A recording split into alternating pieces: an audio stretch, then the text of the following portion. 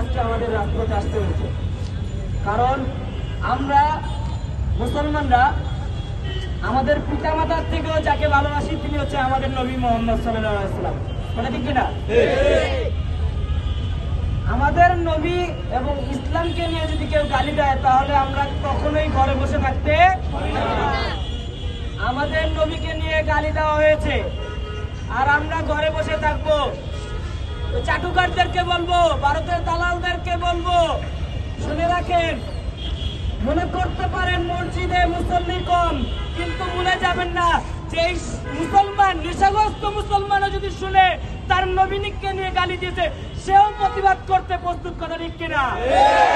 আমি এখান থেকে বলে যাই, যদি আবার রক্ত দিতে হয় রক্ত দেব, জীবন দিতে হয় জীবন দেব, তবু আমার আল্লাহর জমিনে আমার আল্লাহর ইসলাম ও নবীর ইজ্জতের হেফাজত করেই ছাড়বো ইনশাআল্লাহ।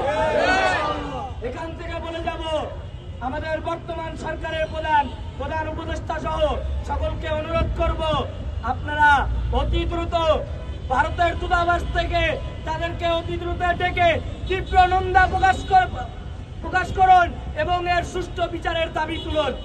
আরো অনুরোধ করব, সরকারিভাবে এর প্রতিবাদ করা হোক।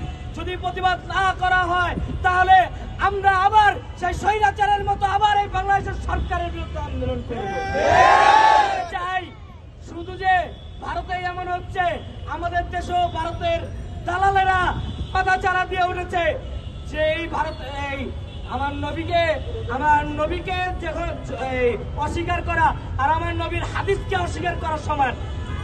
আমাদের বর্তমান সরকার, আমরা সরকারের প্রশংসা করি, তারা ভালো কাজ করছে, কিন্তু আমরা দেখতে পাচ্ছি বর্তমান ইসলাম শিক্ষা বই পাঠ্যপুস্তক স্থাপনের জন্য যাকে দায়িত্ব দেওয়া হয়েছে তিনি আবু সাইদ, লোকটি ভালো, কিন্তু তিনি দাবি করছে সে আমাদের নবীর হাদিস মানে না।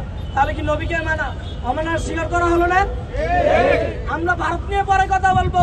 আমরা বলতে চাই, আমার নবীর হাদিস কোরআন নিয়ে যদি কেউ অবমাননা করে এই বাংলাদেশ কেন দুনিয়া টিকতে পারবে না? মুসলমান যতদিন বেঁচে আছে বলবো, সেই আবু সাইদকে বাতিল করুন। সেই আবু সাইদ নাকি বই জমা দিয়েছে, সেই বই বাতিল করুন, না হলে কিন্তু পালাবার সুযোগ পাবেন না।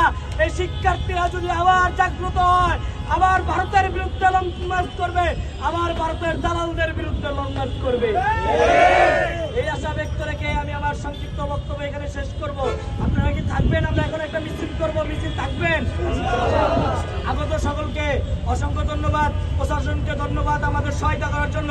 যারা মিডিয়া কর্মী আমাদের পাশে আছেন তাদেরকে অসংখ্য ধন্যবাদ দিয়ে আমরা এখন মিছিল শুরু করব খুব শৃঙ্খলাভাবে।